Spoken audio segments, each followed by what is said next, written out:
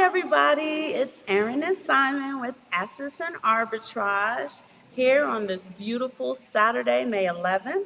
It's Mother's Day weekend, so I'm hoping that you guys are out getting your moms the best gifts possible, letting her know how much you appreciate her, how much work she got to do for y'all, how much food she had to feed y'all, how many dinners she had to cook for y'all.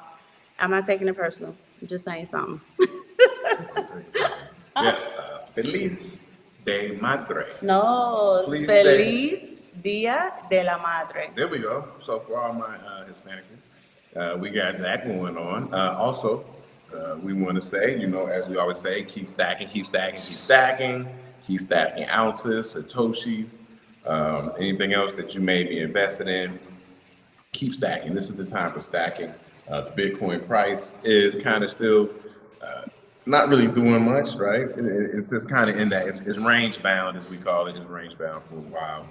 So we keep an eye on that. But there's a lot of things coming, it's range bound. If we look at the 1 day chart, looks pretty good. If you don't mind, is this, can I see the 1 month chart? Yes. So the 1 month chart is in a downtrend. If you drew it, it would be maybe a descending triangle. You the market expert, you asking me? Yeah, I didn't. Yes? Yeah, it'd be a descending See, I would have got that wrong. I would have said a descending wedge. It is a wedge. It is a wedge. I got it right. A descending triangle and a falling wedge. So it'll be a falling wedge. I was close. There you go. I was close. There you go. But I'm getting it. I'm going to learn it. So, we got a special guest with us today. Yep. We want to let some people get in the room before we announce him and talk about, we're going to talk about some good things today. No, let's announce them. And then when we hit about 20, Okay. then we will reintroduce them again. Just because there are people sitting there. So we Okay. do want to introduce them, baby. So let's get to it. So today we have a very special guest, a friend of mine from for many, many years. I believe I met him when I was about, I might have been 11 or 12 back then in the good old days, back in the 90s, y'all. You were a tween? Yeah, back in the 90s, y'all. Them was the good old days.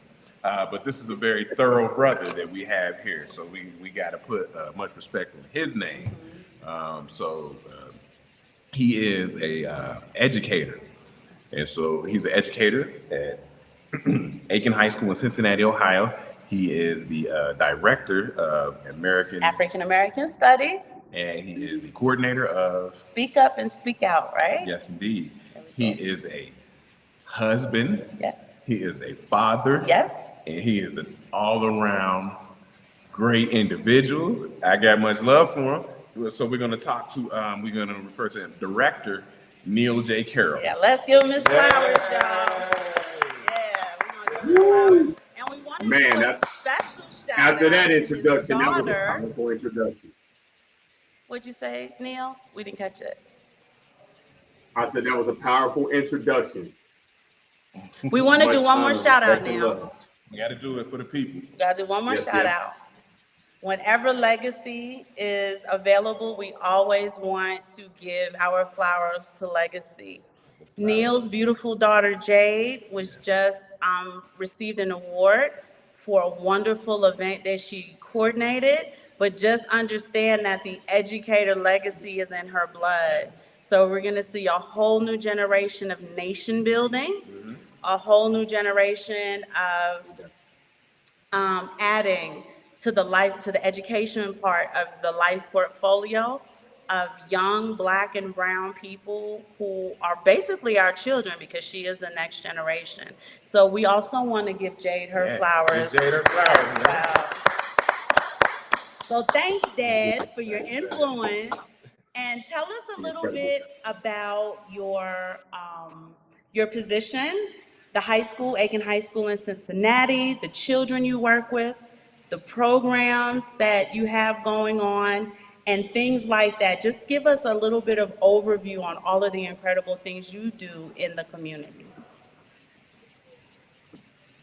Well, just to give a quick synopsis, I go to Aiken High School, say northern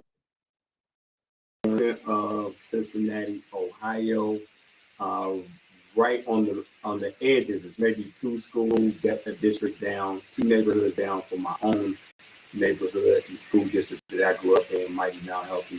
high school. They go and also is a proud alumni. But right now, I am the African American Studies teacher there. I've been in that position. This is, I believe, coming up on my 4th or 5th year. I also direct, which I'm very, very, very proud of. I'm happy leadership thought about me when that position open, created, just so listeners out there. This position was created at Cincinnati Public Schools during the COVID epidemic. A lot of people had time on their hands and start thinking about things that they needed to do, that they wanted to happen. And they all formed a kind of a student group, the one that I lead. They formed a group, brought their concerns about how their school experience to be.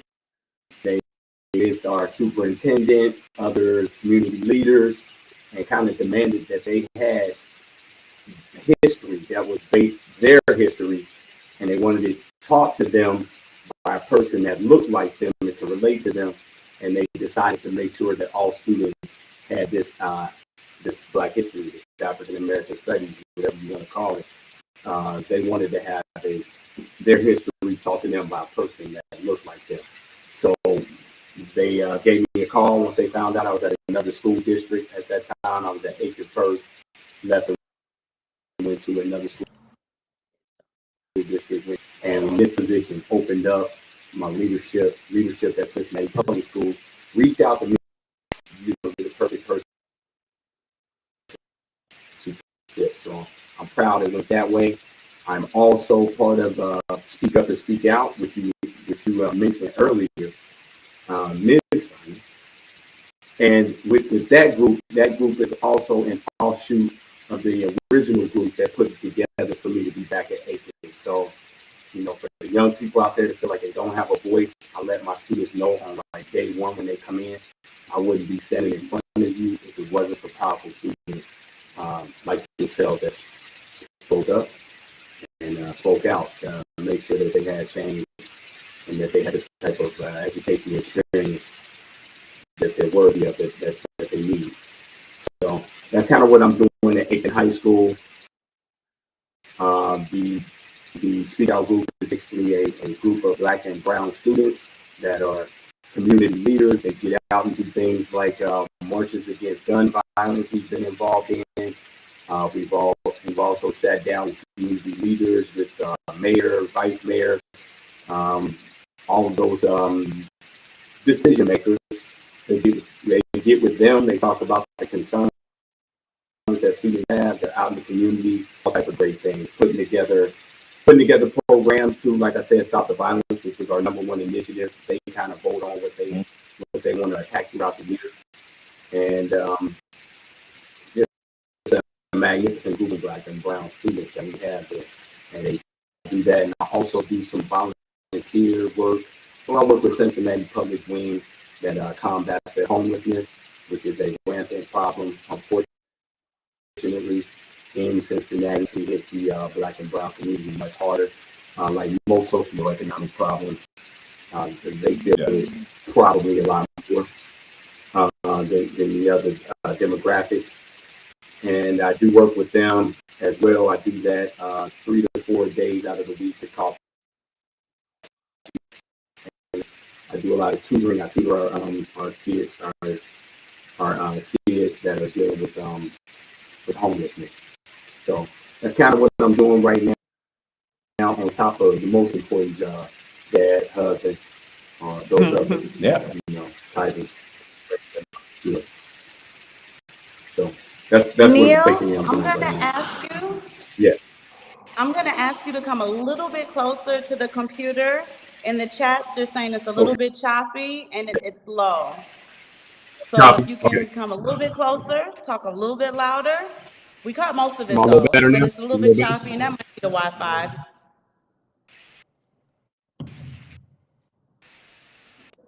And make sure it's not mine. My bad. It's not ours. Is that a little bit better?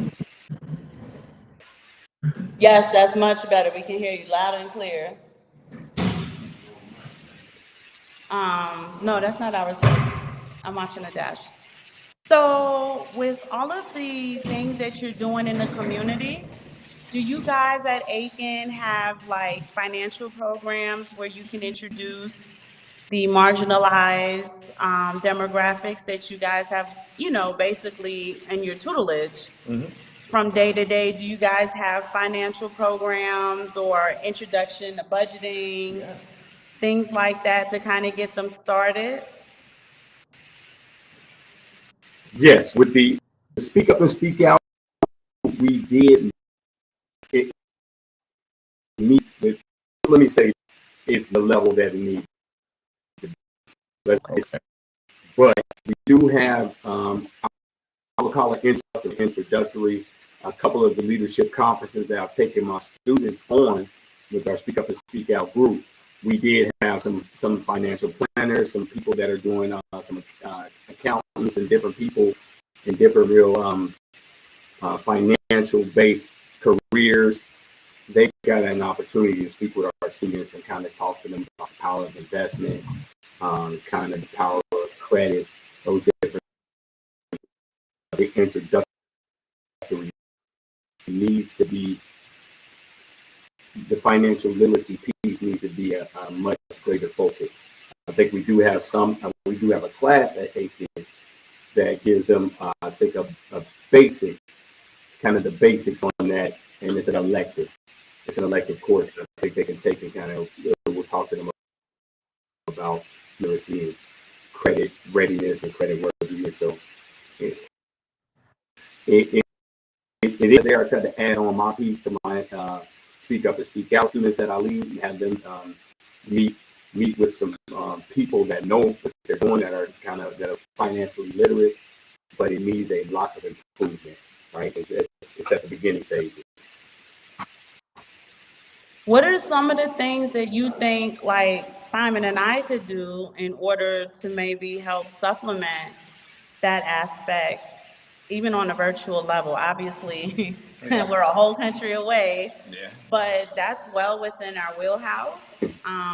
Also, because they are the next generation, the technological aspect of it, right? Bitcoin is a very important, it's going to be a crucial key in their future. So, Director Carroll, what I would say, we talk about Bitcoin a lot, and Bitcoin is technology. It's a lot of things. If you know, it is, as they call it, it's property in cyberspace, right? Because if you sell Bitcoin, you will be taxed as if you sold property, not as capital gains tax. So people have to understand the technology of Bitcoin. But Bitcoin is kind of a thing that's, I liken it to the internet, that eventually it's going to have to be integrated into all things that people are going to do within the next 15 to 20 years. So we like to get the young people in on Bitcoin and Bitcoin boot camps and learning things like that. Do you think that would be something that would be useful in the things that you do? And also, not to make it too long, one of the people on this channel, one of the owners of the channel, Isaiah Jackson, Bitcoin Zay, he wrote a book called Bitcoin in Black America and the reasons that Black people should own Bitcoin. Is this something we have to get to them right now, do you think? I think absolutely, definitely so.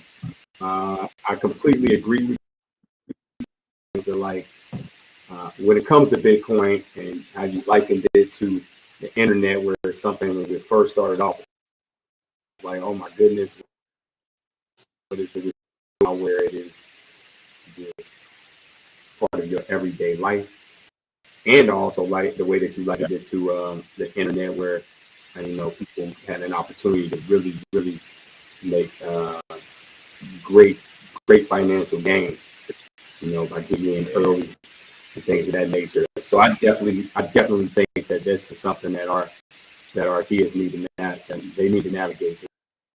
They need to navigate. Aiken is a new technology.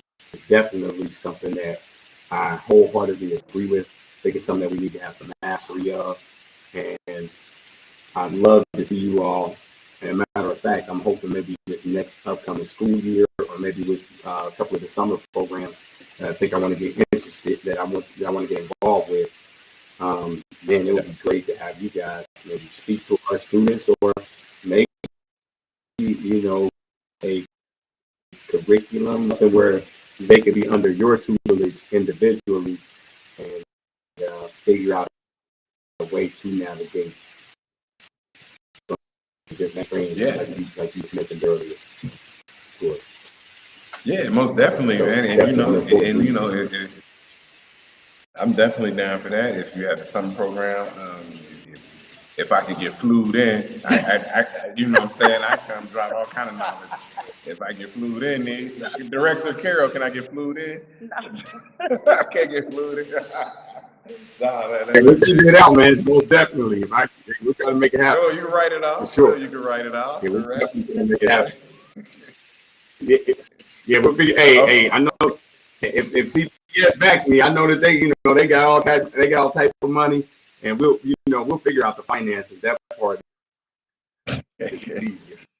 We'll make a way to make it work. Whether it's us or the community, whatever the case may be.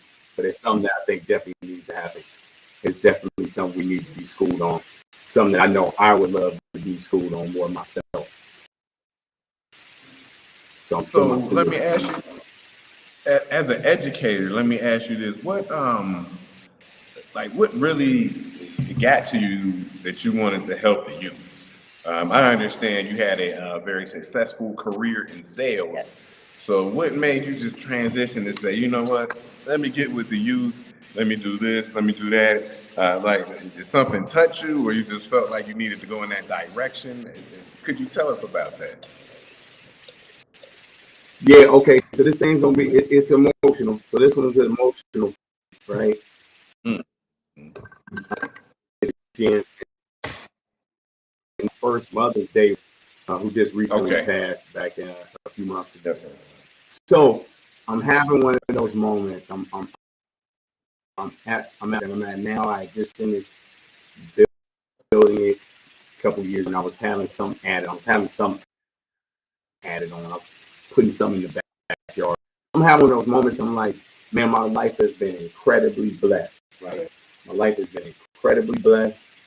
I'm thinking about all the great things. I'm excited about the little things I'm having in my house. Got a great, incredible wife, incredible child, incredible support. I'm thinking these things, and I'm thinking, how did I get to this point? So I started thinking about all of the incredible support that I had with my family, from my mother to my brothers, my uncles, all of those people that surround. I thought about the incredible camaraderie and the neighborhood support that I had back home in the Heritage that you were a part of. When I thought about that, I had friends that allowed me to be me, that just, loved me, supported me when I needed support, and kind of correct. I thought, like, maybe two. Mrs. Todd, she's my fourth grade teacher. We still have a great relationship. I talk to her often, but not reach out to her. But I thought about her. I thought she was my teacher. I had just switched. I left our school. I left my school that I grew up in New Burlington, and I went to this private school for a few years. Just do some testing. I test buildings and things. So I go to this school, and I didn't want to be there.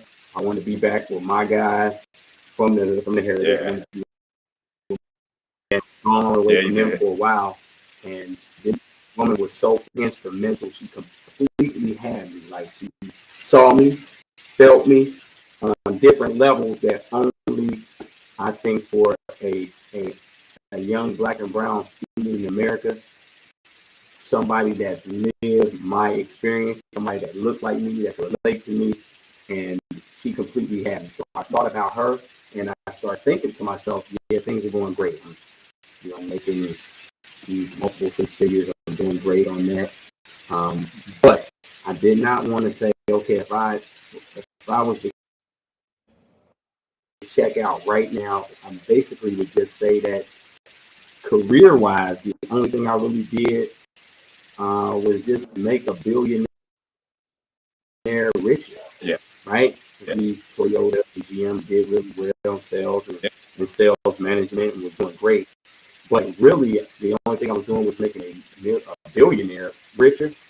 And I started thinking that I want to have that same impact on somebody's life that leads to the success that I was enjoying.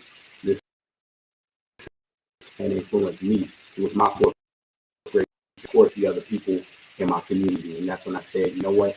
I'm going to switch this thing up. My father, he's a 30-plus year public school teacher for the Chicago public schools. So I know it was in my DNA. I always wanted to do it. I used to tell Pete, Brian, I used to tell my homeboy that I'm going to retire for a professor. And I just thought to myself, I'm not going to wait. I know this is something I always wanted to do. I want to have that same success like my favorite teacher and a few of my other teachers had on me to help shape me. And I just decided, all right, I'm going to switch this thing up. I'm going to take it down the education path. And it was an interesting conversation in life. I'm about to become,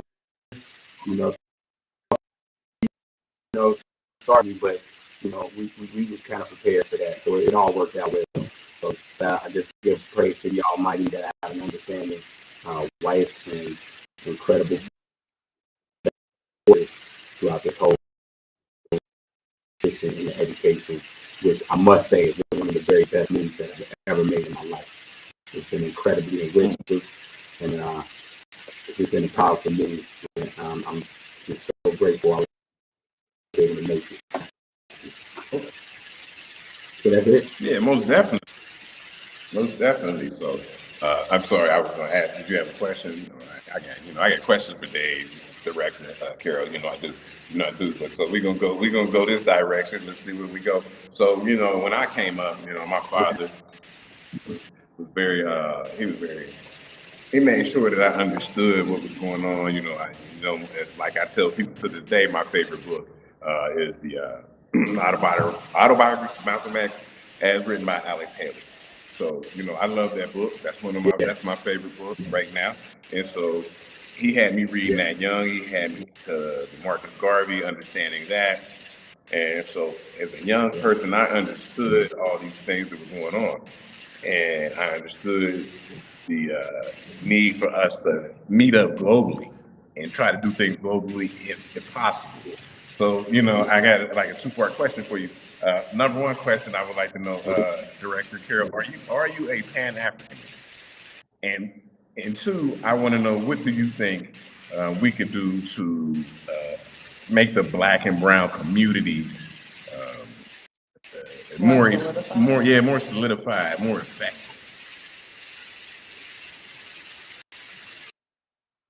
That's an awesome and it's an important question. Number one, more Pan-Africanist. Okay. Thank goodness that I had the same type of leadership in my home with my mother. She was an avid reader. She had me reading. We were reading about Marcus Garvey early, his Pan-Africanism. Mm-hmm. We were reading Frantz Fanon.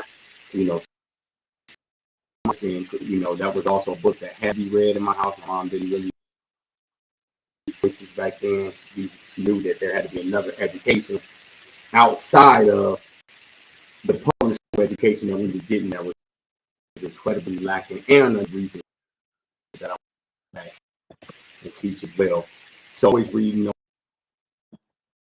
And I read other and Frantz Fanon, these people outside of America and moved into America, and they saw those same common problems that the world poses for people of African descent.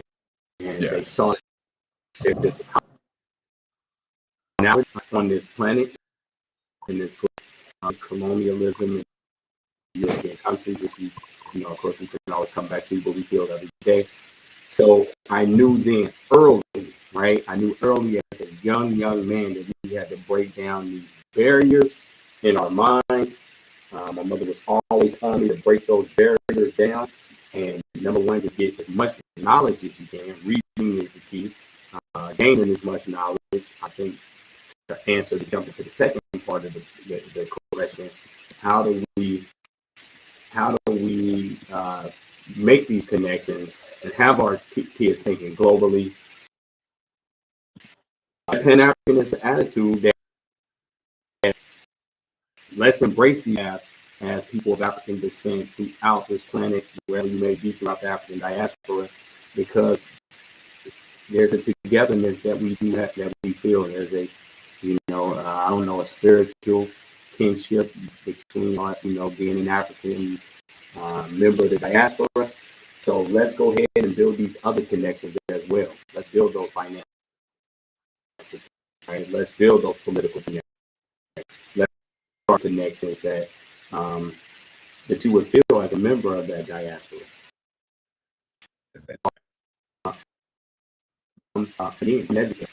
I had type of that when I was young, visit these other countries. I believe the way that I was taught and the way that I have tried to instruct my daughter, it's led her to have this type of outlook on things, which I think is important. We have to build that spiritual kinship that I think is just naturally there.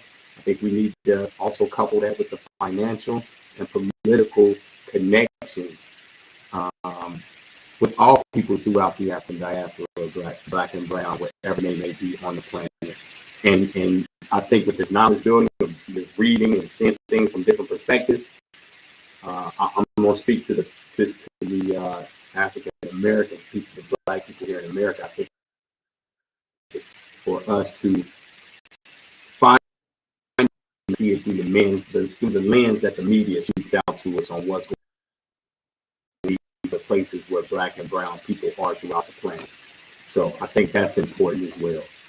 So you should be reading Marcus Garvey, right? Now, quick question, Gordon, did anybody ever talk to you about Marcus Garvey at school? At school? No, not at school. No, not at school. So yeah, that was only my fault.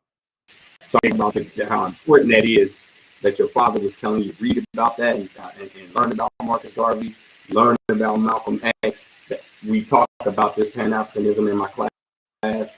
We read about it. So I'm trying to bring that point of view and that way of seeing to my students where they see things globally. So I guess to answer the second part of the question a little more succinctly, I think gaining knowledge and seeing things outside of the normal lens of what been filtered to us through the media and our normal outlets, educational outlets, strengthen that. I think that bond, Pan-African, from a different perspective, the unity that needs to be present through that throughout the African diaspora.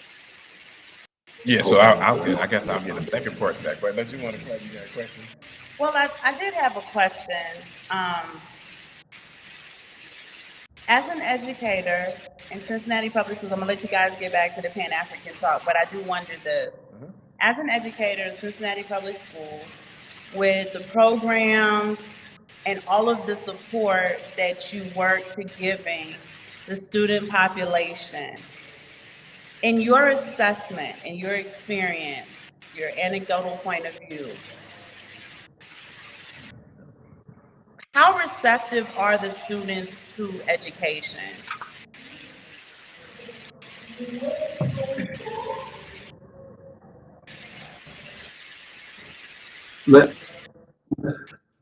Can I ask like a clarifying question on that one? Mm-hmm. How receptive are students themselves, or are we talking about the decision makers on the people that are setting up curriculum and things of that nature? I guess that's the question. About the students themselves. Oh, I think the students are, on the whole, I would say very receptive. Education, but it falls on the teacher's shoulders. I know some people are going to have some pushback here, but I think that I think that does fall on the teacher's shoulders. I think it's my duty as a teacher to make things interesting to my students, for them to see the connection that it has to them and what I would like to call real time. Because a lot of things we're talking about, it's historical. So I got to get them to see that the things we're talking about back then, it completely and totally impacts their everyday. And, the people that can gain perspective from the past, they're able to be more present in the present, and it allows them to shape the future. So I kind of talked to them about that. So I think it's my duty to make sure that they're receptive to it by making it interesting, by pointing out that everything we do in this classroom is important, but I try to make sure that everything I do in this classroom is going to serve them on an individual basis outside of the classroom. Like that's the real important part. What they learn here is important, and being in the present is important, but I think building that bridge in their mind to see that every movement they make, if I have them reading something or talking about something, I want them to be able to relate it to their real Right. It's going to impact their future. A lot of that falls on the plate. It's part of the way that we have to carry to make sure that you're in tune with your students, and your students see, there is a connection there. Because if they don't see that, then it makes it really, really tough. Right? It makes it tough. People gonna tune out. I don't want to learn about all these old people or stuff that happened, thousands of years ago. You have to. Yeah, that's how you do. Right. Yeah. I do want to read some of the comments. Yeah. I'm sorry. Go ahead. Oh, I was going to read some of the comments the chatters had while you were talking, right? So you could at least share this with your students as well. These are grown folk, right? But I want to welcome Let Freedom Ring. Bam, thank you so much for joining. Crip Work. E the Great. You got the best handle ever, right? I'm E. I love that. E the Great. She's E Money Bags. E Money Bags. Except I'm not out, torturing people. Crip Work said she went to a predominantly Black school and she excelled education. Oh, she went to a predominantly Black school and excelled education schools and was taught Black history. And seeing how things are today, she didn't realize how blessed she was to have that Black education, those Black educational programs within her school. And then E. the Great said the Malcolm X book was the first introduction into what it's like being Black in America. And I'm sure that wasn't introduced to E. the Great in school, right? That book should be on curriculum. So now I went to Mount Health. I went to a high school, and we were forced to read certain books. The Great Gatsby, The Pearl, The Scarlet Letter. What's the one up there where they? Fiddler on the Roof. No, the one up there with the women. What were they called? The Crucible? Yeah, we had to read The Crucible. All these things we had to read. We read them too, and I'm from New York. And Malcolm X, that should be in your curriculum. Like, you should have to read that. But thank you for those comments, guys. And Crip Work, I got just for Crip Work, real quick, because she's a Hot Wheel. I got a new Hot Wheel today, Dodge Challenger. So Crip Work is a Hot Wheel aficionado. So I'm just letting you know I got a Dodge Challenger today. So so let's get back. We're gonna get back to business. Director Carol, I have another question. I want to branch off from the Pan-African view. So we've been out to many of these countries in LATAM, all the way down to Central America, down to South America, and we understand what I have come to know is there's a different thing in the United States because it's a component of racism. Yes. But when you get into these other countries, it becomes a component of colorism. And then also, so that's one of the things I would want to ask you about is like colorism. Like you meet somebody in, for example, Nicaragua, and they're darker than us, right? So now it's colorism and it's nationalism. And they're poorly treated in their respective countries. They're poorly treated, so like on the ground, I can see how hard it is to have Pan Africanism because everybody has their own little groups and the way they do things. And I just wonder, maybe in your travels, maybe what have you seen? Because they treat us a certain way because we're Americans. Like, so, and I'm trying not to make this too long of a question, but oh, okay. I'm not, but what I will say is, when you meet people, they're trying to ascertain what type of black person you are. Are you Cuban? Are you Cubano? I'm either Dominicano? Cubana or Dominicana because of my excellence in Spanish speaking. Anyway, so we'll leave it there.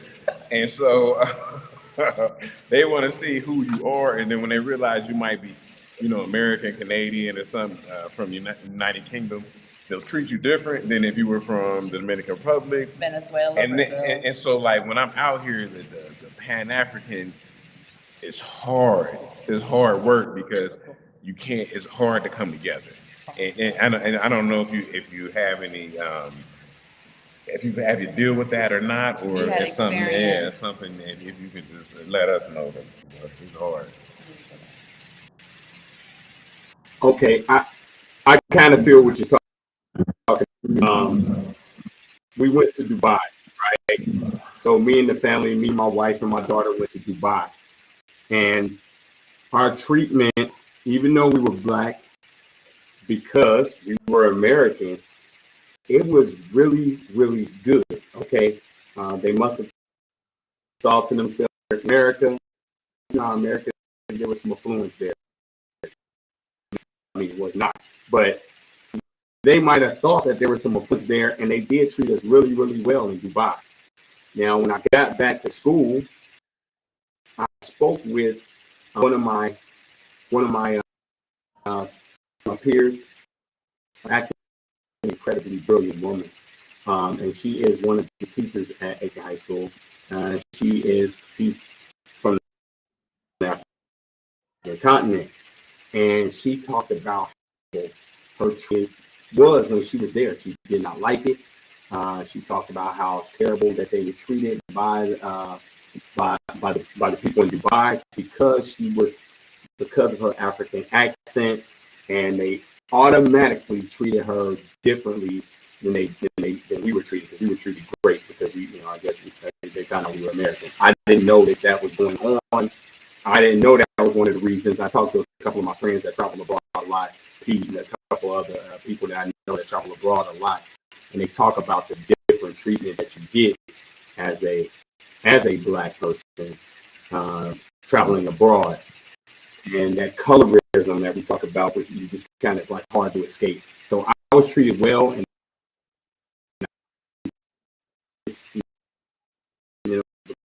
but Dr. Bear said she had was treated horribly because she's from the African continent, and she has the kind of the accent, and they could tell from the way she moves, dresses, talks that she was from Africa, from the African continent, and they treated her completely different. I do have the luxury of having some students that are from Central America. I'm trying to see South America, but no, just Central America. And we talk about this. There's a piece that I do this in class. We talk about colorism.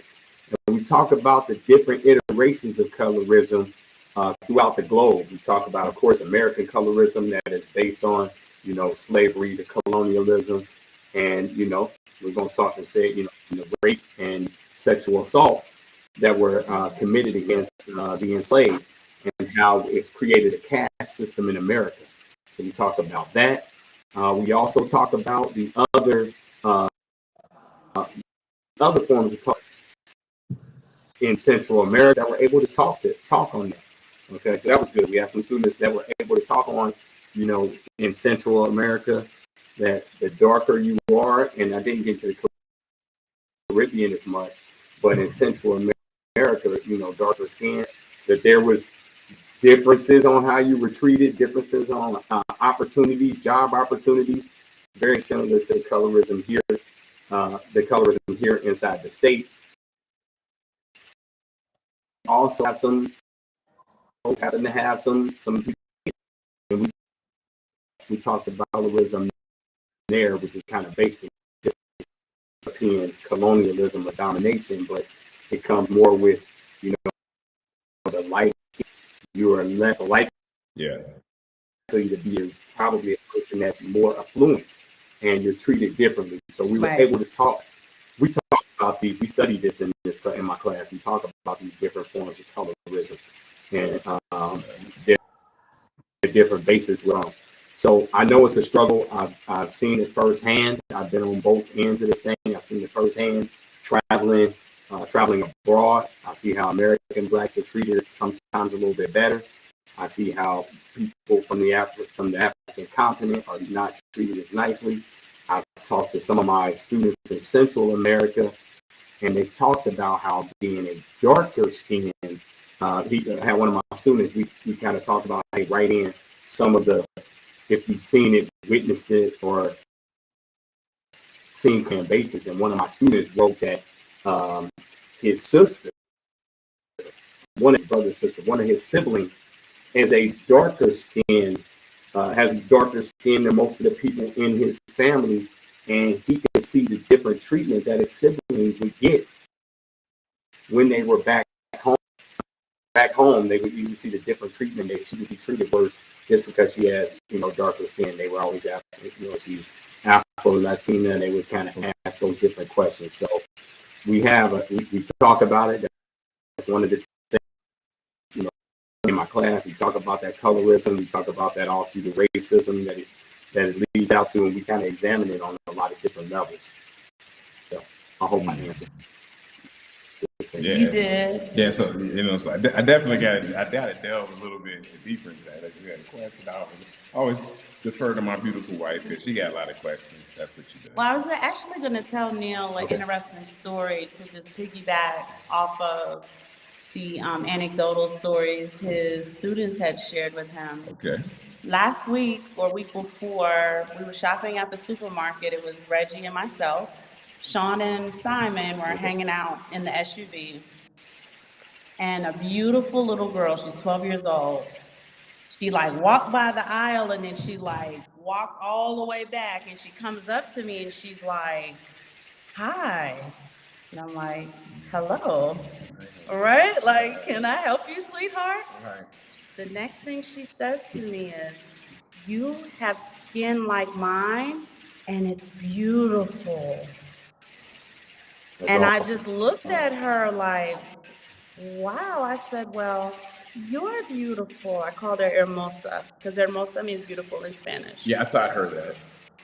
No, he didn't, Neil. And we'll have a talk about how bad his Spanish is 5 years in after this show. Yeah. So now this young lady is literally following us around the store. She sees Reggie and she's like, "His skin is like mine too." And she's just amazed at how our skin looks like hers. She's walking around the store with us. She's shopping. If I'm going to send Reggie to get French fries or whatever off the shelf, she was like, "I'll go get it." And she's like my new child now, right? Or in the store. And I finally had to ask her, I said, "Where's your mother?" I'm going to end up taking you home. Where's your mom? She says, "Oh, my mom has a taco stand across the street, but I want you to come with me to my mom's taco stand. I want to show her to you." And I said, "You want to show your mom to me?" And she thought about it, and she says, "No, I want to show you to her." And I said, "Por qué?" Right? I want to know why. She wants to show her mom that you can have skin like hers and be beautiful. Here is the walking, talking proof. I wanted to cry. So now she's following us to the truck. She's helping us pack the truck up. I introduced her to Simon. I introduced her to Sean, and she's just like, "And they have skin like me." She's 12. Yeah. And she's just like, I need you to come so that my mom can see that she can have skin like mine and be beautiful." And it's so telling because here in Mexico, they are horribly treated Yeah. when they have skin like ours. Yeah, I just real quick, just get a rundown of Neil. It's, I think 31 states in Mexico, states like the United States, but there's a state over there they call Oaxaca, and it's a place where most of the dark skinned, Not most, all. yeah, most Oaxaca and Guerrero. They're relegated to this one place. And these are people, they're called Mexicanos. Afro-Mexicanos. But they just started identifying themselves as such in 2020. So there's a whole story with that. Yeah, it's Two, crazy. they're relegated to Oaxaca. Do you know why? No, please inform me. Because it is the epicenter of all earthquakes that happen in Mexico. Ain't that some shit? The epicenter of all earthquakes. lousy. So that's where they relegated them. And if somebody commits a crime or does something dishonest, the first thing they ask is, was he Oaxacan? Yeah. So Oaxacan it's kind of code word for the N word. Basically. You know, we had somebody who stole some things from our home, who was doing some work in our home, and when we got down to it, the people said, "Oh, he was a Oaxacan." Oh, he was a Oaxacan. And Like, that just mean he was just an N word. Yeah. And so it's like, oh, okay. So Okay, why'd you so send that's him to my home? That's the version of they were Oaxaca. Yeah, it's tough out here, man. But so now I gotta ask you the real question. Come on, Director Carroll, I have to ask you this. As being Pan-Africanist, there's a lot of people who push back. I don't know if you're familiar with the term FBA, Foundational Black Americans, who fight back against Pan-African views where they think that they are the foundational people who built the country, and that this country is their country, and you don't have to go out into the diaspora and see what is going on. Are you familiar with that? Yeah, I ran into I've talked with a few people, the foundational brothers and sisters that feel like that. Yeah. You know, I am not I've heard that before. I've heard some of the pushback. So yeah, so there's Right, there we go. there's a little pushback against. I'm sorry. It's okay. He says it's a delay. Yeah. Can you hear us now, Neil? I know there's a little delay. Yeah, I can hear you. I can hear you now. So he's foundational Black American, and I'm West Indian. So you have these, well, I was born in the U.S., but my parents, I'm a first generation American. My parents are from a country in South America called Guyana, which is part of the West Indies, even though it's not an island. But you have the fight against the two in that particular community when Simon and I, we just try to work together. Because technically, my sons are FBA, right? My sons are foundational Black Americans because for all intents and purposes, their mother, outside of food and, you know, making fun of my mom by utilizing her accent, that's as close as they get really to the culture of my forefathers. So we feel like it's important to put a lot of those differences aside in order to basically raise them FBA, but not be FBA snobs either. Oh yeah, the FBA snobs, man. They're out there. They're out there. They're like Bitcoin maximalists. Yeah. So we try to merge this stuff, and you know, because I'm still an FBA as it is stated. But I like to let the kids get out there. And my wife is she's I don't know, she's in no man's land for the most part. But I did like the Pan-Africanist view. But as I got out here, I said, man, it's gonna be hard to do. You know, shout out to our good brother Dr. Umar Johnson, who friend of the show, who puts a lot of stuff out there about Pan-Africanism, and we like that and Pan-African knowledge. What do you think about, because you teach, Director, you teach this stuff, what is the importance of history of our African American? Because we go around and we talk about people like Patrice Lumumba, Kwame Nkrumah, Haile Selassie. We can go on and on and on. Yeah, we go on and on about the people we teach. You know, what is the importance about the history of the people and the freedom fighters who got us to this point? Well, I think the most important look that we have to take when we see these former incredible freedom fighters is, I don't know, this might sound pessimistic, but I think we need to see the operations that were undertaken for them to make sure their view, the attempt to make sure that the view, the way that they saw things, was stomped out. And Yes. right, so I think we need to see how these agencies and entities, how much unity that they would employ these different incredible leaders, right? From Patrice Lumumba, I'm glad you said that. That you know, many government agencies they work together and on a global scale to try to snuff this man out, right? So I think it's important for us to know that the work that these freedom fighters put in, and I think we need to look at what they were trying to combat, the systems that they were trying to combat, and see how those systems would always work together to snuff out that type of element. And I think that's like the number one caution that I think we need to take is that why won't we be united the same way that they will unite to snuff out that ideology? So I don't want to be pessimistic, but I think it's important that these governmental that were against incredible leaders and revolutionaries like that, they still exist today, and for us to not, we're separating. Right? Still, to me, we're using the same word. Where's the region where that's like basically the N word say that from one time? What's the region in Guerrero, and where's the other in Mexico? Where the Afro-Mexicanos? The Oaxaca, Costa Chica, but mostly Oaxaca. Tulum has a huge, large Black expat community. Tulum? Okay. Tulum. So Yeah, so I think that's the employment, the same type of attitude, and probably the key put to this is those they not only race Black, they're African, but they embrace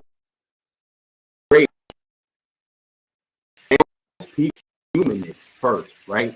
These people that are humanists, also Pan-Africanists. I mean, all humans are from Africa, so everyone's African, really. I mean, if you really want to break it down to the breakdown, I think that's one of the key facts. So, dispelling the same mythology that's attacking. It seems like the attack it's all over. It's a global thing. Attacking this myth. There is something wrong with Africa. That there's something wrong with being of African descent. There's something that makes you lesser. The more. So I think when that gets attacked back in my class, I teach that's complete mythology, right? I want them to see that there's nothing wrong with Africanism, that every human being is an African. All started on Africa and went out everywhere, right? So when I think that's the main thing, and I think those people that then turns you into a humanist, that makes you see that all humanity is together. And I think it really just starts with that education, of seeing that, and then you can start to break down the mythology, right? You stop the mythology, and then we see what's wrong with Africanness. That means there's nothing wrong with darker skin. We start taking these things out. We start dealing with every human being. And I think that was the message of those people. I mean, you know, Haile Selassie with his great speech that Bob Marley did when he did War. Haile Selassie's speech, that remake of that song, his song War, is a remake of a speech. These people, when you study these great revolutionaries, I think what you find out that these people are, you know, yes, these are Pan-Africanism, yes, they might have been, but in addition to improving, especially and brown people throughout the world. And when you see that, and on that level, it will hopefully, the education can eliminate people feeling like that young lady, that 12-year-old girl that you talked to that obviously felt stigmatized by the color of her skin, right? Family, and you know, when you learn about these great revolutionaries, hopefully it will lead you to that epiphany moment that we all need to have when it comes to the mythology that there's something wrong with being African, there's something wrong with being you know, Mm-hmm. Do you want to read the comments or anything? We're going to check the comments. Director Carol, we're going to check over here the comments and see what's going on. Cousin T. Willine said that he respects the St. Louis flag in the background. You know, oh my goodness! Everybody, come on! You got to be careful, director. They got eagle eyes out here. Are you a Cardinals fan? I didn't even know that. I know you a long time. You're a Cardinals fan. Those that know me when it comes to baseball, I am a St. Louis Cardinals fan in baseball. But I'm rocking my, you know, it's game day today. So FC Cincinnati's playing. So I see. I got the FC on. Okay, I got that. But we looking at this Cardinals fan way back in the corner. What's up with that flag? With a red Cardinals flag at? Do I pan over? Come on, director. Come on. No, man, I ain't no Reds fan. We got. All right, don't worry, man. I got my UC Bearcat stuff up. You know, we got my MSJ stuff up. So we represent. Okay, we represent Cincinnati. Something better. I am a Cardinals fan. Y'all know Bange up. Yeah, it is. Hey, there's a story behind that. Can I tell the story? You want to know why am I a St. Louis Cardinals fan? So, growing up, that is a good question. I'm glad we got this on tape. Growing up, I was, you know, a little kid back when the Reds were beasts, right? The Red Machine. I was a Reds fan back in the day. And they got this manager by the name of, they had an owner by the name of Mark Schott. Oh, that's right. Incredible woman. She used to say, I'm gonna go pay my $1 million N-words, and she used to talk real crazy. Completely made me say I can't root for a team like that. Right. So with most things in my life, it is based on like fight for justice and just having to feel the right way. Like I can't root for a team where the owner is walking around calling us N-words and, you know, deprecating us like that. So I couldn't do it. I turned on the television early 80s, maybe, and myself, it's in the 80s, and I didn't screen, and I saw every single person that was on the field for those St. Louis Cardinals back then. They were black or brown, right? The pitcher, Joaquin Andujar, or, you know, gentleman from Latin American gentleman, the catcher, Pain, and then all the positions like black and brown, and I don't think I've ever seen that before. You talking about Ozzie Smith? So I put the Reds down. Yeah, back in those days when they had Ozzie Smith, Lonnie Smith, they had like Willie McGee. They almost they fielded a whole team, and it was like Terry Pendleton. They had all of these guys, and it was like all 9 positions were filled with black or brown. So for those that I had that same epiphany. I kind of had that same epiphany when a young woman that you saw in the grocery store that day. That's the same thing. I thought my home team is walking around, the owners walking around calling us N-words and different crazy stuff. And I turn it on television and I look and I see a team that has 9 members that are black or brown. I set the Reds down, and I've been a St. Louis Cardinals fan ever since. That's the story. And you know, and that's awesome, man. You know, I've been a Reds fan a long time, but I always respected the Cardinals because it was a big rivalry, and you know, I always respected the you know, Albert Pujols, and so like when he got his 700 home run, you know, it was salute to Albert Pujols. And, even though I hated him because he tore the Reds up all the time. From your grace, I love him. But I said salute to Albert Pujols for getting 700 home runs, and they didn't really beat him up on steroids like they beat everybody else up. So yeah, salute to Albert Pujols. I don't know where he's at now. Where he at now? I don't know. It's Albert Pujols. I'm sure he's sitting somewhere living the honest life. I'm sure it's going well for him. My guy, loving one of my favorite players of all time. Yes, indeed. Yes, indeed. So did you have a question? When you got questions, I don't want to interrupt your question when I got more questions. Okay, so I got more questions. So like we'll still keep on this Pan-Africanist, black and brown situation. So if you see in the situation that you want the black and brown to work, but you see that it may not work globally, does that bother you, or is there something where you're like, well, I need to make a change because this isn't really working like I thought it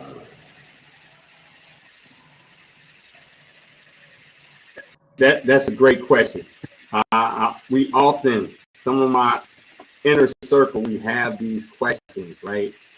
We had these questions that we try to answer, just about the different ways that this thing manifests, and it's all cultural. It's culturally based, right? So where you're raised at is going to have, your culture is going to have a huge impact on this whole thing. Because honestly, I have many students that are in my program, not from this continent, right? They don't live in the continent. You're not going to call them the thing that's kind of made here in the States. You understand what I'm saying? They wouldn't say like, I'm black. Like that's relatively new. That's within the last couple 100 years. They've been identifying themselves as Ethiopian, or they've been identifying themselves as Persian, or they've been identifying themselves as Ghanaian. They're going to talk about who posts up, I'm black or white. That's really just kind of like a thing that we came up here. Definitely, I'd say in what we in North America, South America, Central America, where the privilege is going to be placed, right? And it's gone global, of course. So a lot of those people that I talk to, they just kind of reject the whole blackness thing. Like, that's the thing. I'm Ethiopian. I'm Eritrean. I'm, whatever the case may be. I'm that. You don't lump me in and say I'm black or I'm white. And they kind of take offense to that. And they also take offense to the fact that most African Americans take offense to that position, right? We've been so conditioned to say I'm white that we take offense when they position that they've been taking for centuries. That no, I'm Eritrean, I'm Ghanaian, I'm from Mali, I'm whatever the case may be, whatever ethnicity it's on to. They don't have the same buy-in of like it's just culture thing that I don't think we can look at this and just wrap the whole black and brown, black and white thing around everyone globally. So that is one of those things with Pan-Africanism that's rough, that's harder, because it's an ethnic thing. It's a cultural thing that you might feel it one way here, and it might be felt completely different if you grew up, in the Caribbean, right? And your lovely wife could probably speak to that. Like, we have to stop seeing things only through our eyes. Like, we just American or Black Americans, where it's important, there's a different globally, through an individual cultural experience, like their perspective from how they see things, how the culture is set up. But it all comes with education, respect, and seeing things differently, allowing yourself to have empathy and seeing it through another lens. No, most definitely. That's dope. I'm gonna have my beautiful wife if she want to check comments or anything. If the comments, other comments is great. Neil, the cousins are worried about your internet connection. We've been having it's a little choppy. and there's a delay, so they're worried. They think you're in a village in South America instead of in Cincinnati with fiber optics. Yeah, we gotta watch that channel, man. They try to get it. They get on us all the time. I'm sorry. They try to get it. But yes, America too has technological Okay, difficulties. I'll not try to just switch here in my Mexico. and get it better.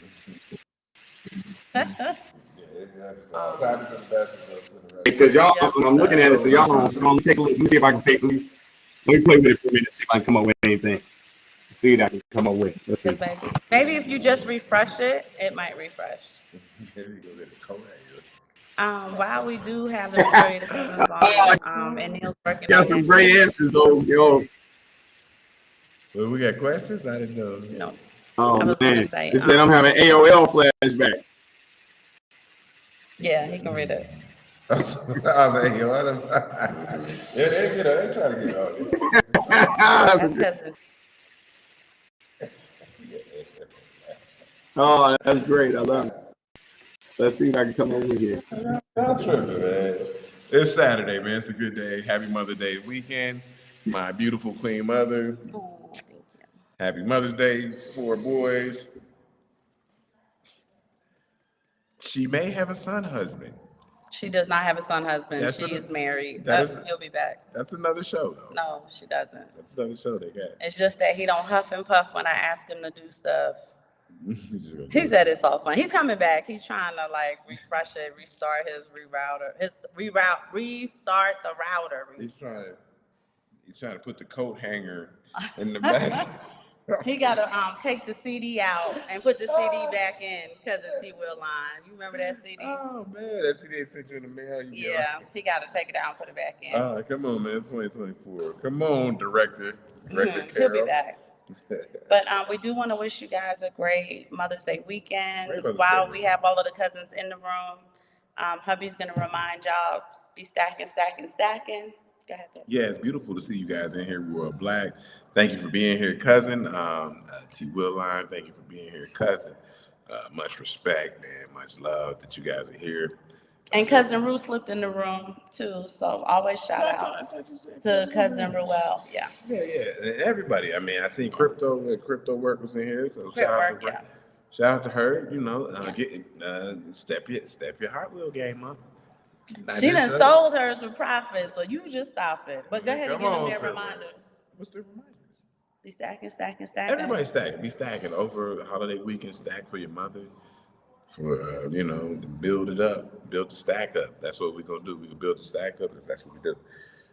We were talking to a good friend of ours, director Neil J. Carroll, and we were talking about a lot of things. We were kind of right there. We were going off of the Pan-Africanism and just understanding that when you go to different countries, you may have that vision, like I'm a Pan-Africanist, but you have to go and you got to see, you have to deal with it because you have to. People visualize. No, people see you different. You are not. You're from America. You're not what they are. So you got to kind of keep that in mind as you try to do your Pan-African journey. And if you are an FBA, then you have a different journey about your country as you move around the world. So that's what we were just talking about. To Director Carol about. One of the things we didn't even get to talk to him about is when we travel to these other countries and we see other Black people, they don't speak. You say hi, you can wave, it can be a family of 6 all going like this. That Black person gonna look at y'all and keep going about their way, right? They are infamous for doing that in Mexico City. I've never seen anything like it. I don't know what's going on with y'all, right? And I'm talking to the people who do this when they travel. When you see somebody who looks like you in countries that are predominantly not looking like you, say hello, right?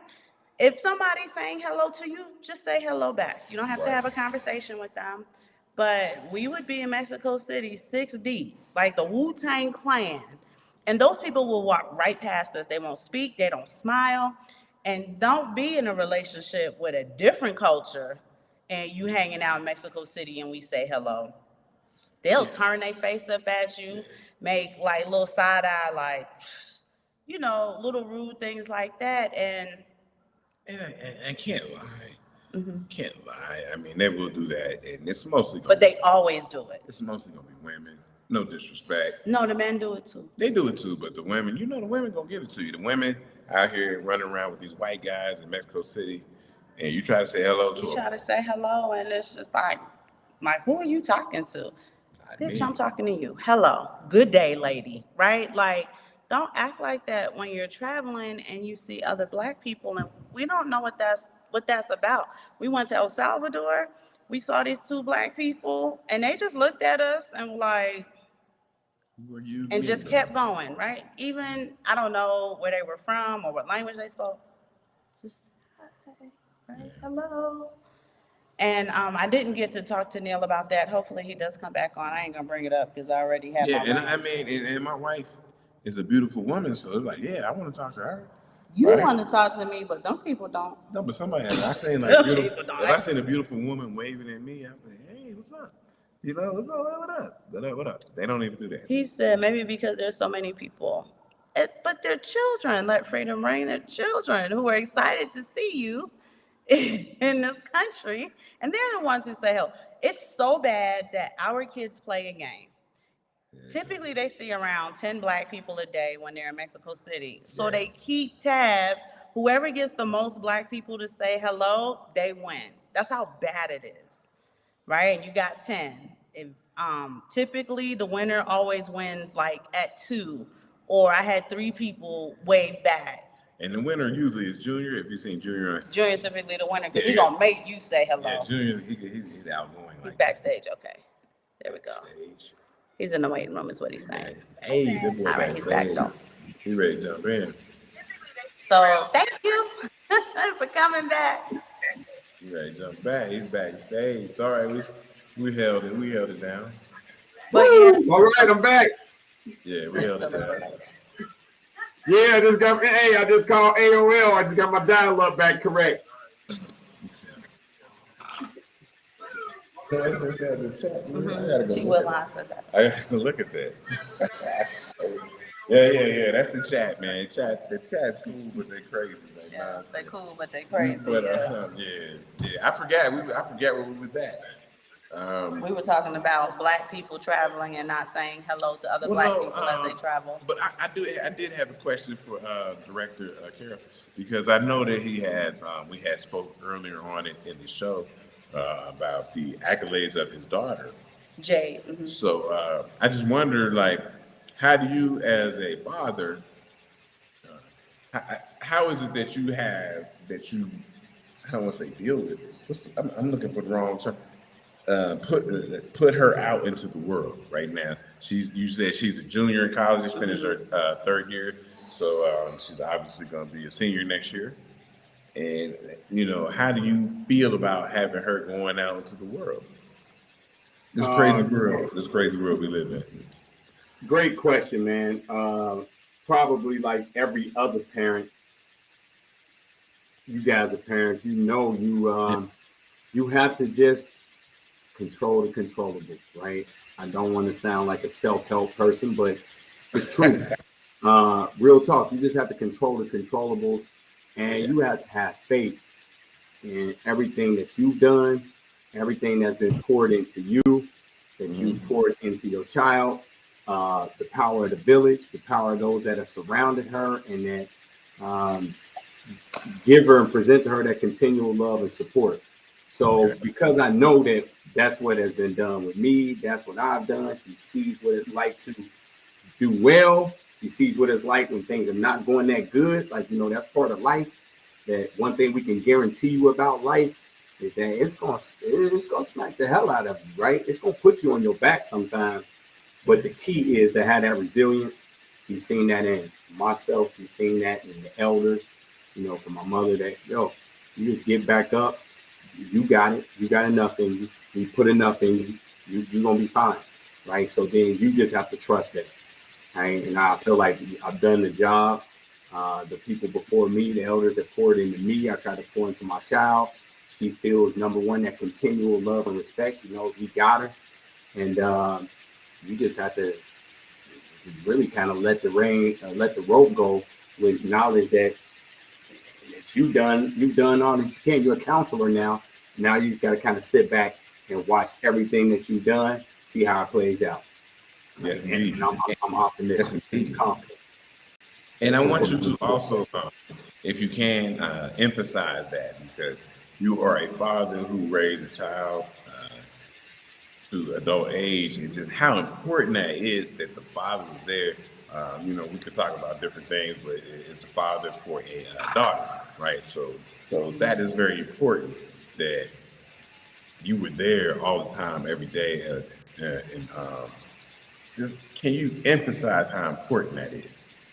No doubt, right? I could see it from both sides of the coin. Statistically, everything tells you that I'm not going to be in the positions that I am. My father wasn't present in my life, and my mom, they didn't get along. They split up, and before I was one, and so I didn't really have my pops in my life growing up at all.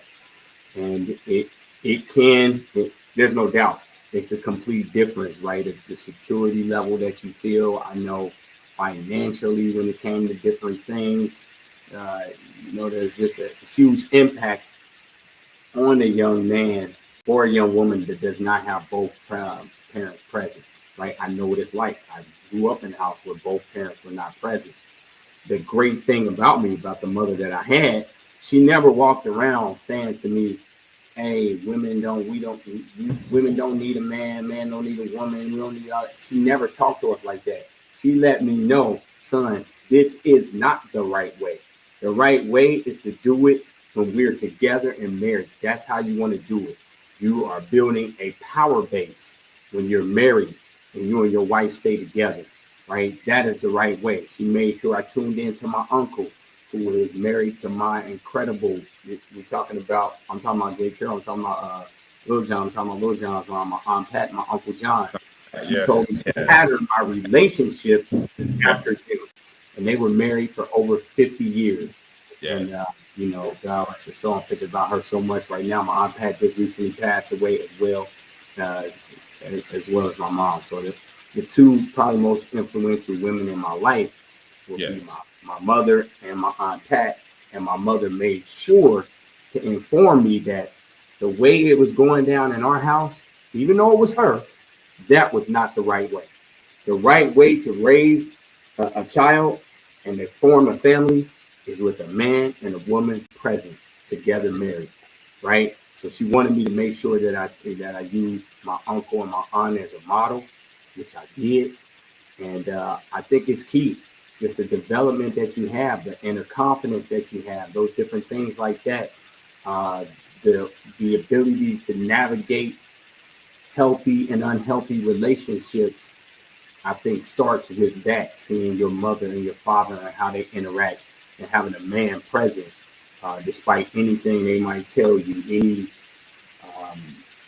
surveys or studies that they say that a man is not critical. I completely disagree. For you to be whole and shaped correctly, bring on to the things that are positive, having a woman and a man in the household, and I can get some pushback from different people, but push if necessary. I think it's key, and I've been blessed. I've been blessed that my daughter's been blessed that she's been able to be raised in a household that she does have both parents present and on deck, right? And I don't mean just present in where I'm here at the house. I mean present, being present in her life, showing up when I should show up at all times, and having her total support. That does something for a person. That does something for a child to know that my parents have me, and then it gives them great models to see how it should go down. That's very, and that's very impactful, because I have children, and I understand what you're saying. I have children around, maybe same ages, age, stuff like that, and you're proud of them, man. You just see them, you're proud of them. It makes you sit and think back, like, dang, I remember when you was a little baby. Now you're grown and you take care of stuff. And you just look at them, you're like, wow. So you're very impressed by them. I'm very impressed by my children because they can do I don't know how to really explain it. They do what they do, and I'm like, man, this is real. So I know I seen her. When we talked about it, the Black Student Union, she had that, and I seen the picture that she had posted, and I said, man, that's real, man, that's real. And she goes to Mount St. Joseph. I went to Mount St. Joseph, so respect. I played on the first men's basketball team. That's And what's look up. Now say there, Joe. sir, Mr. Carroll. All right, Director Carroll, we gotta go there. So, mount up. Director Mount Carroll. up, baby. I don't my wife she had to go do something, but so let's have some fun. So we used to play basketball coming up, right? Director Carroll. And Yes, we did. and then it got to a point when I got about, I don't know, a certain age, 14, 15, 16, and I started cooking. So tell the stories about Whoa.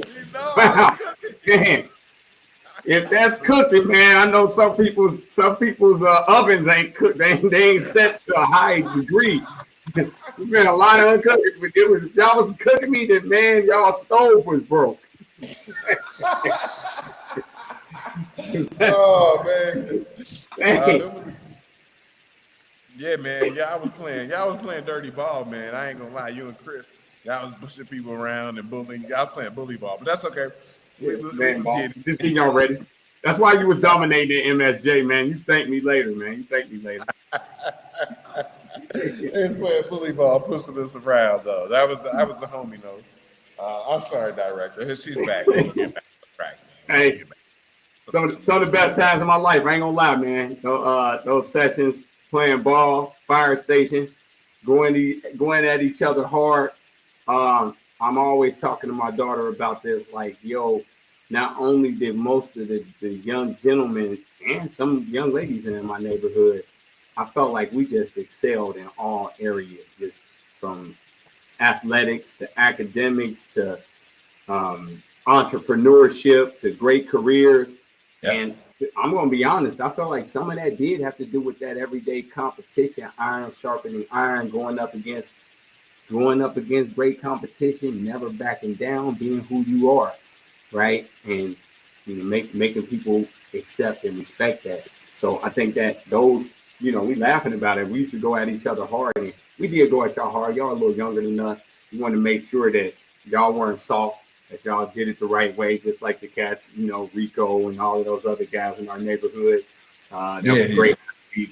Gab, Casanova White, Gabby, those guys used to go at us super hard to make sure that we were representing right, and we were going to be okay as we moved on. Kind of the same thing with your children. Yeah. And As a side, yeah, you guys did a great job of that. As a sidebar, man, Brent Bedgood, he crossed me down one time, man. That's just, you understand what I'm talking about. And I said, damn, this dude, this a grown man, like he's like 35 or something. He crossed me down. I don't know how old are you, but I got to get back on track. Come on, Aaron, get me on back on track. Brent Bedgood was a beast, and one of my Aiken. He's not only a Mount Healthy alum, Aiken alum. Well, we've been doing work, and him and my daughter. You know how things go full circle. His daughter, and my daughter both played together at Mount St. Joseph for the first couple of years. I love poetry. Bedgood, great young lady. Love her. She went on overseas, and she's been playing overseas. Just dynamic player, beast like her father was. Love that young lady as well. So it's crazy how things go full circle. Yeah, man. Mount Healthy, man. Very small space that it created a lot of people, man. A lot of people doing a lot of good things, man. So I always love Mount Healthy, the heritage. I shout it out, man, across the world. And then, I shout out Cincinnati. Everywhere I go, I got my Bearcat stuff on. Definitely going to shout out that. I wish I could get some Aiken gear. It's probably hard to get to Mexico, but shout out Aiken, Cincinnati public schools, and things like that, man, and the stuff that you do. We'll shoot it to you. We'll get it. Tell me, so I know that you do a lot, and I'm really intrigued by that curriculum you have. But this history that you say, and I wanted to get back to that. How important is that to go back to the history, even if it's the history in the United States or if it's history globally? Like if you have to see different global leaders, or if you're just seeing what people do locally in your community, and there's a history to that, is that we need to know our history, right? Without a doubt. Without a doubt. I mean, to me, it's probably my mother. I know I probably said that a trillion times, but she was the most dynamic, most powerful person I ever met. You met her, you know what she was like. I'm sure you can understand it. Nobody knew like her in my life. She made me uh, a an advocate and just a aficionado of knowledge, gaining knowledge and learning history. She was a historian, right? She is always big on our family history. She was always big on us knowing history because she understood that the people that mastered history, that knew history, would be able to see the pitfalls as well as the victories that happened before us, right? You can see the different contexts. The more you read, the more history you know. You'll see the pitfalls as well as the victories. And then it gives you the ability to navigate yourself as well as your family much better. You can navigate them towards success much easier when you know the things that happened in your history that led to downfalls, or the things in your history in the past that have led to victories. And you can see these different patterns as they emerge. And she wanted us to be able to see a macro as well as micro, right? She wanted to see it on the global scale. How did these countries move? What was the ideology of these countries and the leadership there? How did that impact on a smaller level, on the micro? How did that impact this group, this ethnic group? How did we see these things? How did the dogma, the religion, these different things, how did the political structure, how did it affect those people? And then she always said, you just don't want to know history to know history. You want to know history so you know how to navigate, right? So you can put your family, yourself into positions to be prosperous, right? So I talk to my students about that. The people that know and understand history, how people move, the different socioeconomic, political connections, things of that nature, nation building, nation maintenance, all of these different things. And you can see patterns happen. You master that in the past, the history, and it allows you to be more focused in the present and to gain a really good foothold in the present. And then it allows you to set up your legacy so that the future is taken care of. So I think it's everything. I think it's important. It's an important piece. And the people that discard history, like I was just some old, people from thousands of years ago, I fear for those people, right? Yeah, you're right, man. Like I said, I homeschool the kids, man, and history is one of the toughest subjects that I have to deal with because in my mind, I'm always gonna hit them with Black history, but sometimes you got to hit them with the other history, right? The history of the others, just to understand how it intertwines with Black history, right? And Correct. so then you over here you're teaching this other history. I ain't gonna say no bad name about it, and it helps you understand this type of history. But what I want to ask you as man to man like we are right now, is you spoke very eloquently about your great mother. That us, both of us who we don't have our mothers here this Mother's Day weekend, but we still want to put that message out about what our mothers taught us and poured into us, right? And that's what you're saying right now, and it's great. It's very great. Man. It's very great. Because I'll just take a second to stand by and say about your mother, because I knew your mother. I was I was a child. She was one of the people who's out there. She was like. She was she was regulating us. Like, hey, what y'all doing? Yeah, the street. We doing. She was regulating.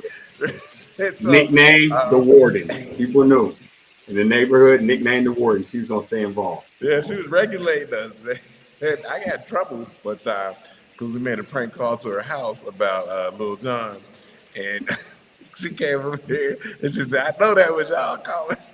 I'm sorry, I'm getting off. You know what I'm talking about. She regulated that.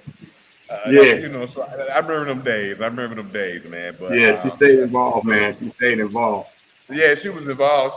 She knew what was going on outside. When we was going outside, you know, my homeboy Jason, man. So I was over there with Jason, and we was messing around. But yeah, man, your mom she was a great one, man. She's a great one for the community, and we talk a lot about building community, and that's what we have to do. And if you don't mind, I mean, I love, Neil, I love you. Um, Hold on, man. I'm sorry. Let me get this calendar up real quick. But we're gonna do a show. Okay, we do a show every year on oh, thank you. On May 21st, we do Malcolm X Day show. That's our Malcolm X Day, right? May 21st. And so we would love to have you back for Malcolm X Day if you were available. You know, Malcolm X Day is big here. We always we do different things and our homeschool with different days. Fred Heaven today, like I told you, Patrice Lumumba, all these other people, Malcolm X. Yeah, we talk about community though. When we get a Malcolm X Day, it's community, right? We can't be in the community. I mean, we love the heritage; it brought us up, but I can't be. You are where you are. I'm over here in Mexico, but we can have a digital community, right? Without a We doubt. can link up. And Malcolm X Day is coming up. If you're free, we want to do Malcolm X Day with you, my brother, my good brother, man. You raised me up. You did a lot for me. And I really appreciate everything that you did for me, especially as the big homie Pete. Pete, we're gonna get Pete out here too. You guys, man, you guys helped me out, man. You guys helped me out a lot, and so it's to me, man. I don't, and I was shedding tears. No, I'm joking. But yeah, you guys is the OGs, man. So what's up, OG director Carol? Tell us something, man. Tell us something. What you gonna tell us? Hey, I'm all for it. Like, if we're gonna do Malcolm X Day, that was probably one of those heroes that I had growing up, reading about him. So I'm all for that. So I'm excited. I'm amped up that that you want to include me in this, and everything. I'm so immensely proud of the way that you are moving with your wife and your family. And you talked about my daughter a lot, but I just want to say I'm so proud of what your kids are doing, the way that they move. We talked about this off air and off camera, how you're getting to the point now where you could just kind of sit back and relax off the fruit of your labor, right? Kind of what we talked about before, like how do I go with Jay? I'm like, hey, I felt like I've done what I'm supposed to do up to this point. And of course, I'm Yes. always there, but I feel like you are enjoying it. You're getting to enjoy those blessings of everything that you poured into your kids, where, man, they got you, right? They know they're moving the right way. Your son, that's an educator. I'm tipping my cap to that. Anybody that takes that on. So I'm so incredibly impressed with the way that you're moving, with your incredibly loving family and wife. I love how y'all moving, right? I just love the way you're moving. You're moving so powerfully, and you're here to try to empower others. So that's what it's all about. And I just got to tip my cap, man. Everything that I did for you, man. Hey, you're doing way more for me just seeing how you move and how you and your family have been not only incredibly blessed, but blessing everybody else around you, which I think was the message, Mama. Oh, glad thank for you. you. Yeah, I'm glad for yeah, you. You happy for yes, yourself? yes. You're not supposed to clap for When yourself. she clap, I clap. Platform. Community, Platform. community building. Right? That's what y'all doing, and it's beautiful to behold. Yeah, so I had to get that off my chest. I always want people to be proud of my baby. He is so good to me, y'all. Y'all know the podcast know, because I talk Yeah, him up one way and down the other with how much he changed my life that's what's as his up. wife, and I am the woman I am because of the man that he is. So I always give him his flowers. Oh yeah, and when you grab somebody up from New York City, Don't man, listen to him, y'all. you You see, gotta that's you why y'all gotta should get do on it. him in the chat. Yeah, get on the chat, man. Cousins in the chat. Let him know how good he got it with his woman next to him all the time like a Barbie doll. Cousins in the chat, let me know how it is to deal with a woman from New York City. It is delightful. Director Welcome to Carol, New York this City. woman, Delightful. Director Carol, I know you know the game. I'm a delight. Hold on, she's from Left Rack City. Oh, okay. Queens in No, the she's not. Queens in the building. Oh, you're not? You're not? Queens in the building. Oh, I was do I gotta born put in on my West Capone and Rag. Noriega? Do I gotta put my CNN on? No. I grew What? up on What? Long Island. I grew up on Long Island. She Oh, tried to okay. get snobbish about it, Oh, but Yeah, Stone she Island. I'm does. she was sorry. born I'm on sorry. she was born on I the was Kurdish born side. in 81. I was Okay. on Long Island by 83. So Okay. Okay. from Long Island. 83 Okay. to 99, I was on Long Island. Sir, she was in the Long same Island. building Okay. as So we North. talking about Chuck D and Rakim. Do I need to play that? Yeah. Well, Yeah, thank you. Yeah. Rakim was Long in Island. Suffolk County. I was in Nassau County. It's a little bit better. She was in that same building when parts. Nori was selling drugs. He said, them New York women are a time and a half. Cousin Rue, bite your tongue. We are a delight. We are absolute delight. Let me tell you that now, okay? We are like a cup full of sunshine, okay? He's No living his doubt. best life with his New York woman. One thing I can say, this is Right. real talk, man. Shout out to my homeboys from New York City that I'm down with. Where my man Stakes. So if you ever watch this, my homeboy Stakes. It's just something about New Yorkers, man, that I love about y'all. When y'all come in, y'all feel like y'all run the planet, right? I love that about y'all. That run New York everything. state of mind, it's a real thing. I love it. It's like I did have to make a lot of New York changes, on Neil, the though. heritage. I did. I had to make a lot of changes, though, like on some realness, mindset-wise. I made a lot of changes so that I could be the best woman for my husband, even if that means leaving that New York state of mind behind. I have made. 41st side. Stop it. But That's the 41st. but you know what's funny? Why he talk all that junk, Neil? His best Yes, friend yes. in the military is from the Bronx. His woman Okay. is from Long Island. Yes. Right? You are surrounded. Your closest people are from the NY. Do or die. Okay? So No stop doubt. it. Yeah, but we got to level set you He guys. love us. You ain't got to level set nothing. We level set y'all in the natty. He said, Aaron, just rebuke the devil. You know city women are a headache. I do. I am a I love New Yorkers. My New Yorkers in my family. I got family that's from New York. And they just got a So whole then you different know mind. we a delight. I love it. I like the way y'all move. Hey, Gordon, real talk. Cats from New York is like they grew up in the heritage, right? Like they got that same type of we got it attitude, right? We got But that. Neil, Yeah, you but- know what though? He can take me to a 5-star restaurant and I can be his graceful Barbie doll. Or we could sit in the car. I know every bar, every line, every song, album cuts. So let me That's what's tell up. you this. Let me tell you this. I'm gonna tell the story to director. He about to Director tell you Carol. something that he gonna exaggerate and leave stuff out. Go ahead. I bet you I can. bet you are. I bet you Go ahead. I bet you gonna co-sign it. Go ahead. Okay, maybe I'll co-sign. Let me see. So I'm coming through on a trip to Maryland, the DMV area to her family, and pull up. I got my nice Cadillac. It's crispy. This boy. is a true story. It's crispy. You already know. He's shaking his head. You already know. It's a true Yes, sir. story. And then, I'm trying to meet her family and see what's up. Then one of her cousins like, yo, let me drive your car. I'm like, what? I said, what are you talking? She's like, nah, that's just how New Yorkers be. I said, because I'll knock this ninja out. I'm not going to use the word. Like this ninja. What you mean, let me drive your car? Like, he just came at me like, can I drive your In his defense, Like, let me drive your Neil, car. in his defense, he grew up in Harlem on Convent, and then they moved to Guy Brewer. So he didn't know. And he was a big dude, like 6'3", 6'4". Yeah, I love him though. So he think like, what? He's He one say, of my what? favorite cousins. He what? gonna try you on. You say what? He gonna test you out. Like, man, Yeah. what's up, man? You know what's Let me funny, get that ride. Neil?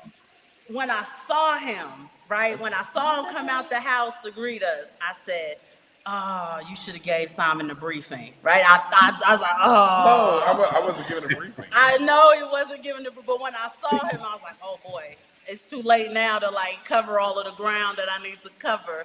And even if I That said he's cousin. from Harlem, just go with it. You wouldn't have got it then. No, I'm not You gonna wouldn't go with have got it nothing. then. No, you do not ask a man, can you drive his car? Let No. me drive your car. What? Nah, You already know, like you nah, already nah. know. Come on, you already know. no. Now, wait, I have to address one of my favorite cousins in the chat.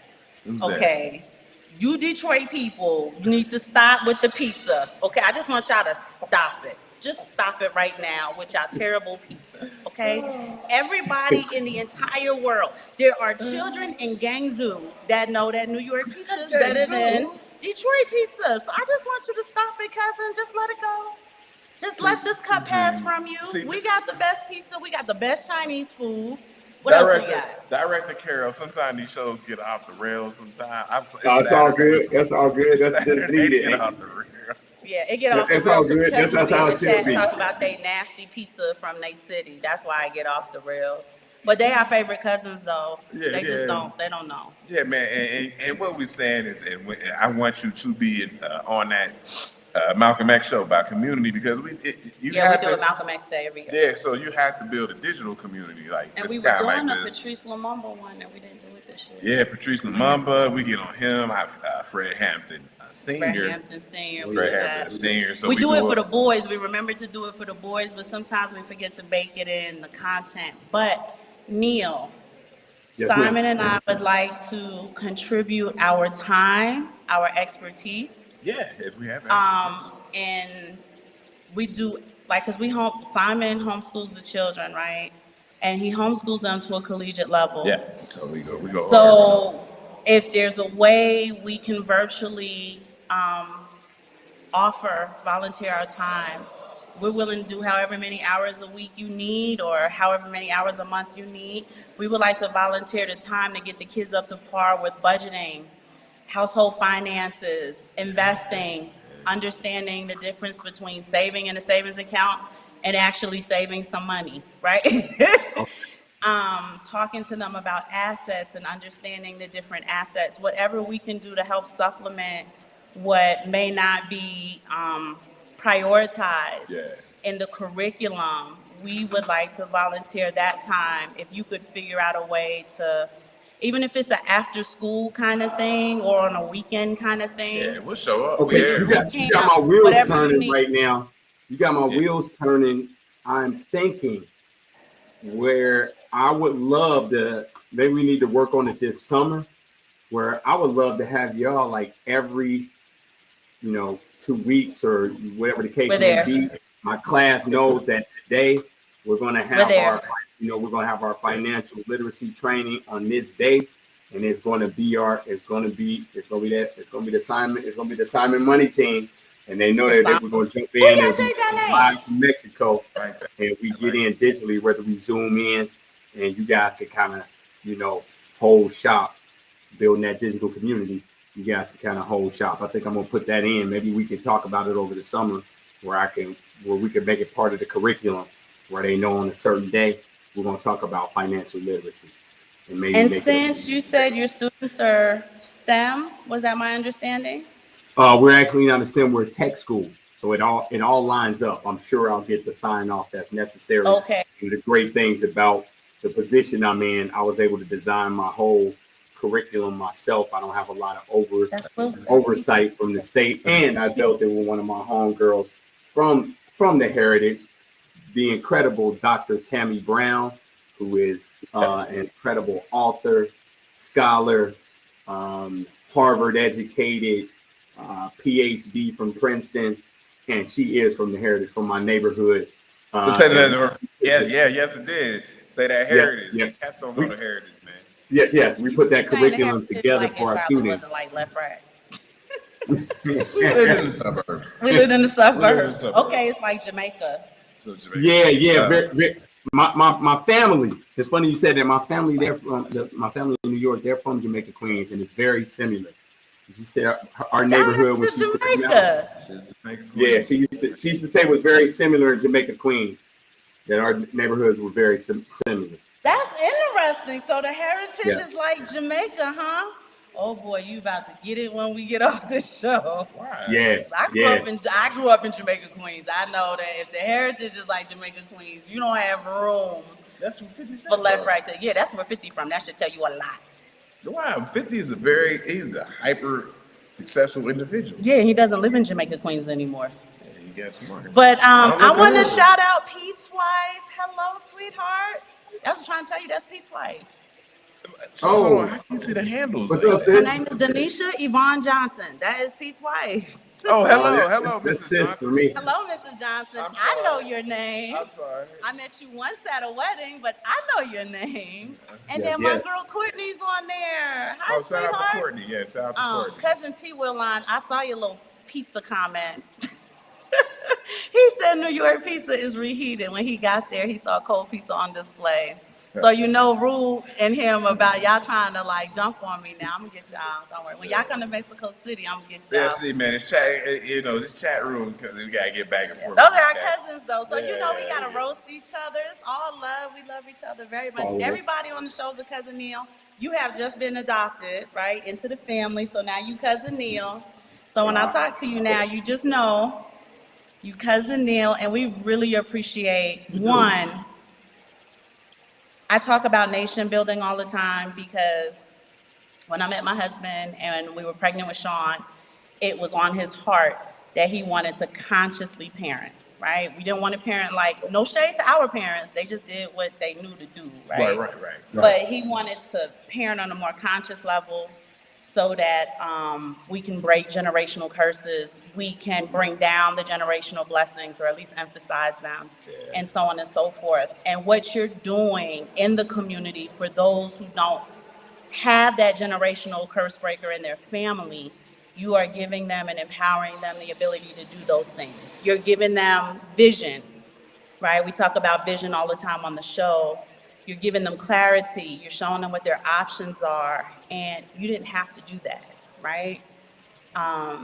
Your journey from being a successful salesman to the desire to give back somehow and become an educator is incredible. And I know we've given you your flowers. We want to give you your flowers Yes, again. And we indeed. want to say thank you, Black man, for caring about your community, for caring about the kids, for caring about the children, for bringing up a beautiful daughter who is literally walking in your footsteps. Yeah. And I applaud her for that event that she put together. I thought that was beautiful. And how you know, as a father, how you framed everything she did and how proud you were of her accomplishments. But as cousins, we are proud of her too. So thank you so much for that. And thank you for your time here on the show. You could have been anywhere in the world, but you were here with us. Yeah, there we go. And we Blessed to appreciate be. Yeah, Yeah, blessed yeah. to be. Hey, I appreciate y'all taking time out to put me into y'all space. Hey, I love and cherish y'all. Cherish the friendship that we have. No, cherish the family that we are. Thank you. Yeah, Thank you and so so much.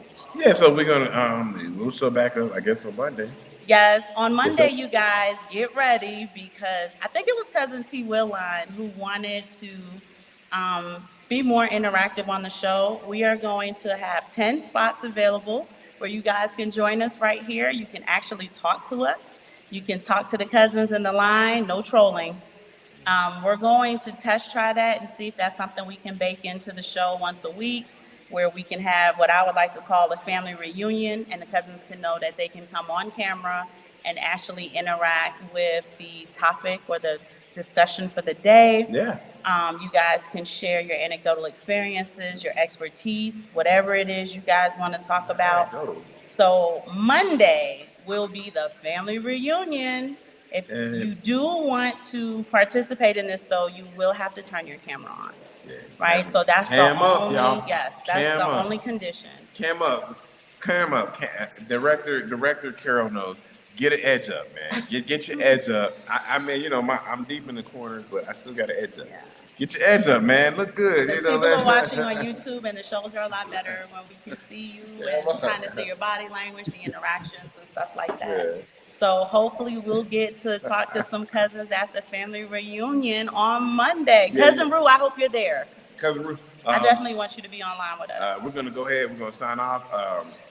Director Carol, if you stay with us, we'll talk to you Just for a few little, more moments. and then we'll let you go. But for the cousins, I hope you guys have a fantastic Mother's Day. Thank you everyone in the chat who wished me a happy Mother's Day. I appreciate y'all. I love beautiful nation mother. building. It is My the beautiful best mother. job I ever had. He said they're gonna Happy flag Mother's y'all Day. if I come on. Cousin T. Happy Mother's Willock, Day you to know I all want you on my there. I don't care if mothers they out there. flag it. You come on. But we love y'all and we'll see y'all Monday at the family reunion. Mamba out.